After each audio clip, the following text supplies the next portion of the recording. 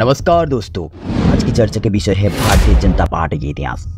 Bharatiya Janata party आज दुनिया का सबसे बड़ा पॉलिटिकल पार्टी है। ऐसे में इनके बारे में जानना बहुत ही जरूरी है। आज की डेट में भारतीय जनता पार्टी इंडिया के साथ सरकार में है और कुल 17 राज्य में सरकार है और पार्लियामेंट में 296 एमपी सदस्य के साथ इन्होंने सरकार में बने हुए हैं, जो सिर्फ 44 साल में इतना बड़ा सफलता मिला।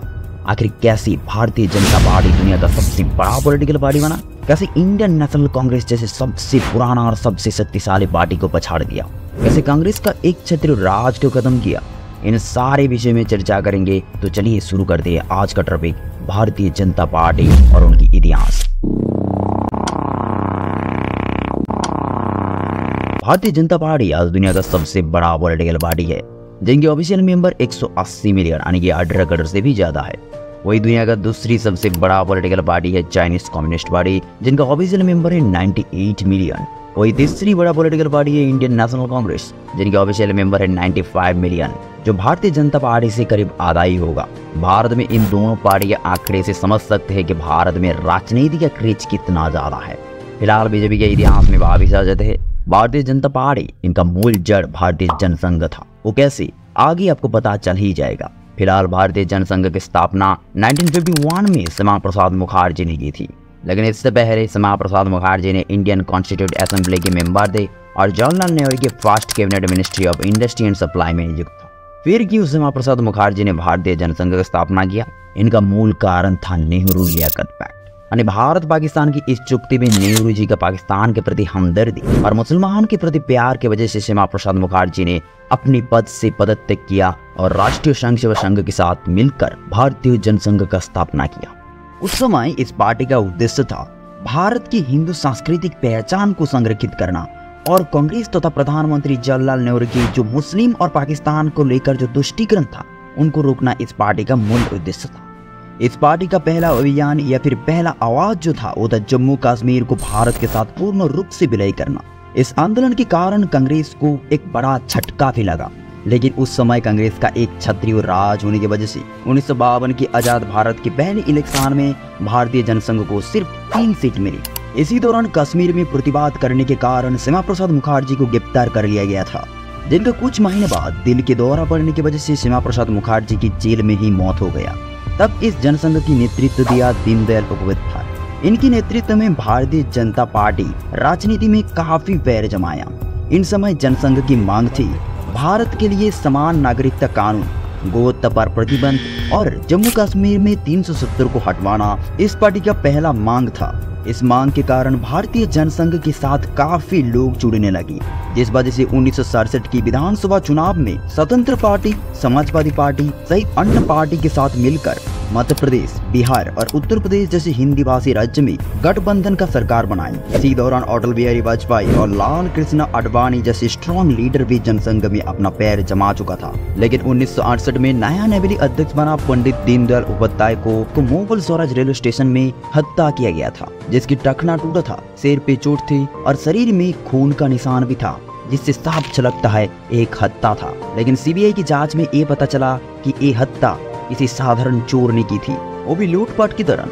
आज भी दीनदयाल उपाध्याय की मृत्यु एक राज रहा है। फिर इनकी मृत्यु के बाद अटल बिहारी वाजपेयी ने भारतीय जनसंघ के अध्यक्ष बनी, लेकिन 1975 में तत्कालीन प्रधानमंत्री इंदिरा गांधी ने देश में इमरजेंसी लगा दी गई, जिससे जनसंघ ने इनका विरोध में विद्रोह आरंभ कर दिया, जिससे देश भर में जनसंघ के हजारों कार्यकर्ता को जेल में डाला गया। फिर 1977 में इमरजेंसी को हटाया गया और इसके बाद फ्रेश जनरल इलेक्शन हुआ। इस इलेक्शन में जनसंघ के साथ भारतीय लोकदल, कांग्रेस और समाजवादी पार्टी के साथ विलय करके जनता पार्टी का निर्माण किया गया और इस पार्टी का प्रमुख उद्देश्य था इंदिरा गांधी तथा कांग्रेस पार्टी को हराना। और ऐसा ही हुआ। 1977 की जनरल इलेक्शन में जनता पार्टी ने जीत हासिल की और इस पार्टी ने मोरारजी देसाई को प्रधानमंत्री बनाई और तत्कालीन अध्यक्ष अटल बिहारी वाजपेयी को विदेश मंत्री की पद मिली।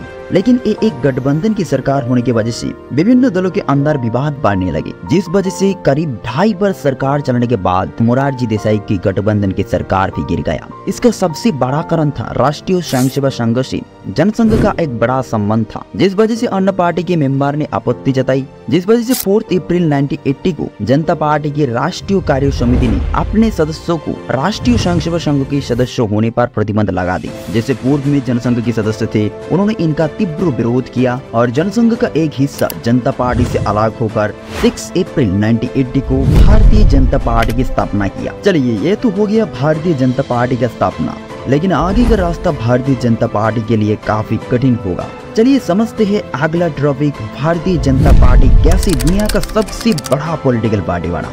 1980 में भारतीय जनता पार्टी की स्थापना होने के बाद इनका प्रेसिडेंट पूर्व में जनसंघ का प्रेसिडेंट अटल बिहारी वाजपेयी को ही किया गया था, लेकिन इस समय बीजेपी अपनी आइडियोलॉजी को लेकर काफी कन्फ्यूज थी, जिस वजह से 1984 की जनरल इलेक्शन में इनको सिर्फ 2 सीट से संतुष्ट होना पड़ा। चुनाव के कुछ दिन पहले इंदिरा गांधी की हत्या की वजह से कांग्रेस ने रिकॉर्ड तोड़ सीट जीत हासिल की, जिससे वाजपेयी की उदारवादी रणनीति अभियान की असफल होने के बाद पार्टी ने हिंदुत्व और हिंदू कट्टरवाद का पूर्ण कट्टरता के साथ पालन करने का निर्णय लिया और 1984 में लाल कृष्ण आडवाणी को पार्टी का प्रेसिडेंट बनाया गया और इनके नेतृत्व में बीजेपी ने कई सारे मुद्दे पर सवाल उठाए और उनमें से एक था राम जन्मभूमि। मुगल बादशाह बाबर ने मंदिर तोड़कर मस्जिद का निर्माण किया। इसके आंदोलन में भाजपा के साथ कई और लोग जुड़ने लगे, जिसके फलस्वरूप 1989 की लोकसभा चुनाव में भाजपा को 86 सीट मिली, जो बीजेपी के लिए एक बहुत बड़ा सफलता था। फिर सितंबर 1990 में आडवाणी ने राम मंदिर आंदोलन के समर्थन में अयोध्या के लिए रथ यात्रा निकाली, लेकिन रास्ते में बिहार सरकार आडवाणी को गिरफ्तार कर लिया। फिर भी आंदोलनकारी ने अयोध्या पर पहुंचा और बाबरी ढांचे को विध्वंस करने के लिए हमला कर दिया,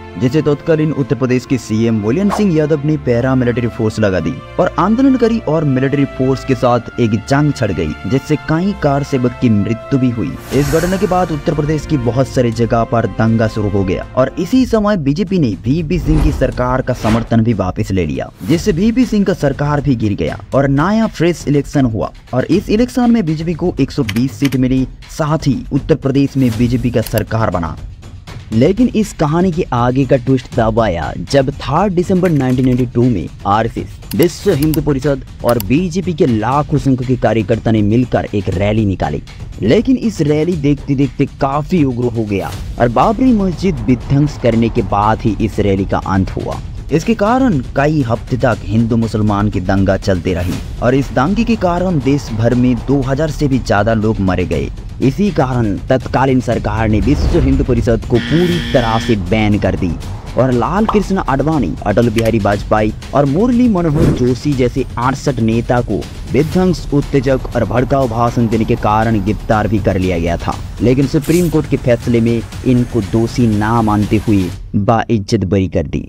फिर 1996 की संसदीय चुनाव में भारतीय जनता पार्टी 161 से जीतकर सबसे बड़ा दल के रूप में उभरी और वाजपेयी को प्रधानमंत्री के पद दिलाई, लेकिन लोकसभा में बहुमत पाने में असफल रही और केवल 13 दिन सरकार चलाने के बाद उन्हें त्याग पत्र देना पड़ा और तब कुछ क्षेत्रीय दल ने मिलकर सरकार बना ली, लेकिन वो सरकार भी ज्यादा दिन नहीं टिकी। फिर 1998 में चुनाव हुई और इस बार समता पार्टी, शिरोमणि अकाली दल और शिवसेना जैसे मजबूत दलों के साथ भाजपा ने एनडीए की स्थापना की और चुनाव में उतरी और इस बार भी वाजपेयी की सरकार बनी। लेकिन फिर 1999 में वाजपेयी की गठबंधन सरकार भी टूट गई। दरअसल अन्ना द्रमुक पार्टी ने समर्थन वापस ले ली थी, जिससे फिर आम चुनाव हुई और इस बार भाजपा ने 183 सीट जीत हासिल की और राष्ट्रीय जनतांत्रिक संगठन के साथ लोकसभा में 303 सीटों की बहुमत प्राप्त किया और तीसरी बार के लिए अटल बिहारी वाजपेयी ने प्रधानमंत्री बना और इस बार 5 साल का कार्यकाल भी पूरा किया। और इसी समय काल में यानी जब अटल बिहारी वाजपेयी सरकार बना रहा था, टूट रहा था, तब और एक लीडर भी तैयार हो रहा था। वो कोई और नहीं, आज का प्राइम मिनिस्टर नरेंद्र मोदी। और इस 5 साल अटल जी की सरकार में देश में काफी तरक्की हुई, लेकिन 2004 की इलेक्शन में कांग्रेस ने आशाओं के विपरीत खुद की सरकार बनाई और मनमोहन सिंह को प्रधानमंत्री पद दिलाई और मनमोहन सिंह का लगातार 2 बार सरकार बनी, जिससे सभी लोग समझने लगे कि कांग्रेस का वो पुराना दौर वापस आ गया। लेकिन 2014 के इलेक्शन में पूरा समीकरण ही बदल गई। 2014 में भाजपा का अध्यक्ष अमित शाह को बनाया गई और तत्कालीन गुजरात का मुख्यमंत्री नरेंद्र मोदी को प्रधानमंत्री बनाने के लिए कहीं कैंपेन चलाई, जिसके नतीजे में मोदी प्रधानमंत्री बना, जो लगातार 2 बार मोदी का जुआर चला, जो अभी तक प्रधानमंत्री पद में बैठे हुए हैं। फिलहाल 2024 में लोकसभा इलेक्शन चल रहा है। इस 2024 में कौन प्राइम मिनिस्टर बनेगा, एक कमेंट पर जरूर लिखना। अगला पीएम कौन होगा, आपको क्या लगता है, जरूर कमेंट पर लिख कर जाना। मिलते हैं अगली किसी और वीडियो में, तब तक के लिए जय हिंद, वंदे मातरम।